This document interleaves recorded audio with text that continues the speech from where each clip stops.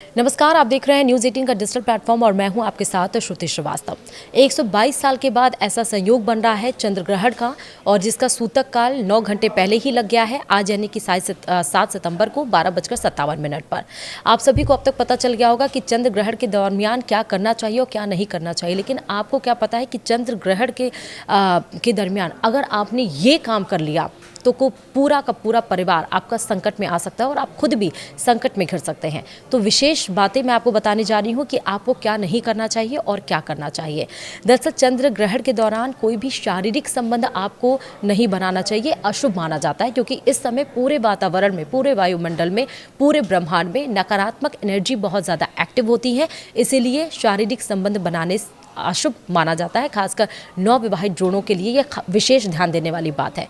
इसलिए इस काम से आपको ज़रूर बचना चाहिए।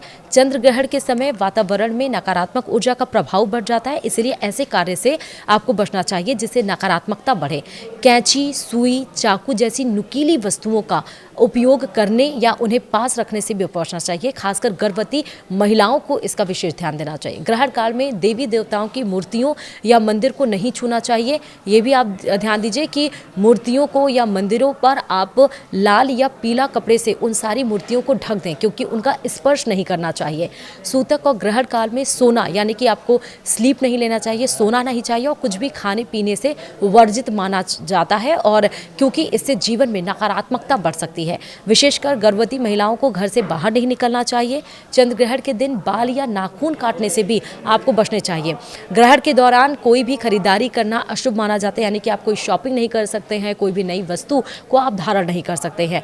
जैसा मैंने आपको बताया कि नुकीली चीज़ें जैसे कि कैंची हुई, चाकू हुई, सुई हुई, या और भी कोई चीज़ें जो नुकीली हों, किसी भी धारदार चीज़ों से आपको इस्तेमाल नहीं करना होता है और ना ही इनको छूना होता है। ये भी ध्यान रखिए। सूतक लगने के बाद घर से बाहर भी नहीं निकलना, क्योंकि सूतक 12:57 पर लग चुका है। तो आप घर से बाहर ना निकले अगर विशेष ज़रूरत ना हो, और अगर ज़रूरत हो भी तो आप नग्न आंखों से आसमान की तरफ ना देखें। खासकर शमशान जैसी नकारात्मक जगहों पर तो जाने से बिल्कुल ही आपको बचना चाहिए। ग्रहण काल में कोई भी खाना ना चाहिए और ना ही कुछ पकाना चाहिए। ग्रहण के दौरान रखा हुआ भोजन भी खाना नहीं चाहिए। अगर किसी वर्ष जैसे दूध बहुत ज़्यादा है, छोटे बच्चे हैं घर पे, या बुजुर्ग हैं, या किसी को भूख लगती है, कोई अगर बीमार है तो उसे खाना भी है तो उसमें तुलसी पत्ता ज़रूर डाल देना चाहिए।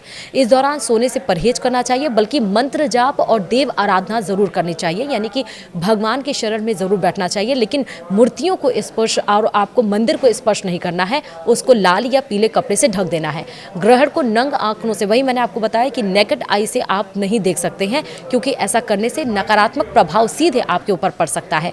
कुछ धार्मिक मान्यताओं के अनुसार इस दौरान किसी भी तरह के धातु के आभूषण जैसे कि चूड़ी है या पिन है, उसे जो स्त्रियों को, महिलाओं को पहनने से बचना चाहिए।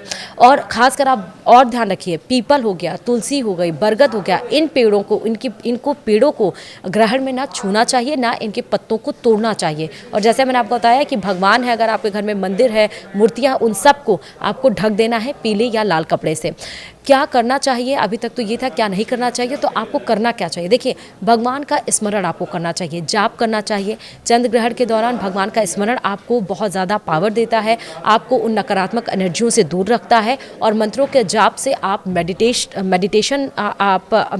होते हैं, और आप भगवान से सीधे, आपकी जो आत्मा है वो कनेक्ट हो जाती है। नकारात्मकता से आपको बचना चाहिए। ऐसे लोगों से ना मिले, ऐसे लोगों से ना बात करें जो नकारात्मक बात करते हो, जो नकारात्मक जगहों पर जाने से आपको बचना चाहिए।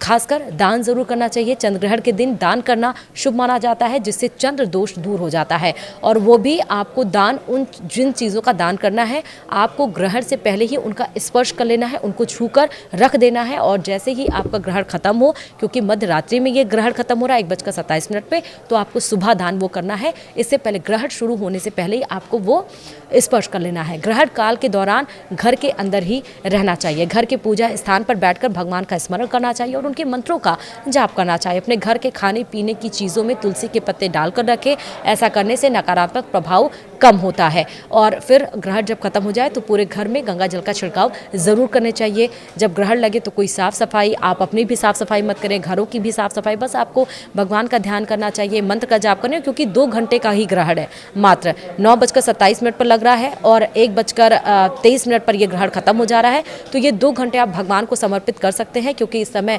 जैसा हमारे हिंदू पौराणिक कथाओं में कि भगवान इस समय संकट में घिरे रहते हैं, तो जब आप संकट में घिरे रहते हैं भगवान आपका साथी बनते हैं, भगवान के शरण में आप जाते हैं। तो भगवान जब संकट में, तो आप उनके भक्त, आप उनके लिए प्रार्थना कर सकते हैं।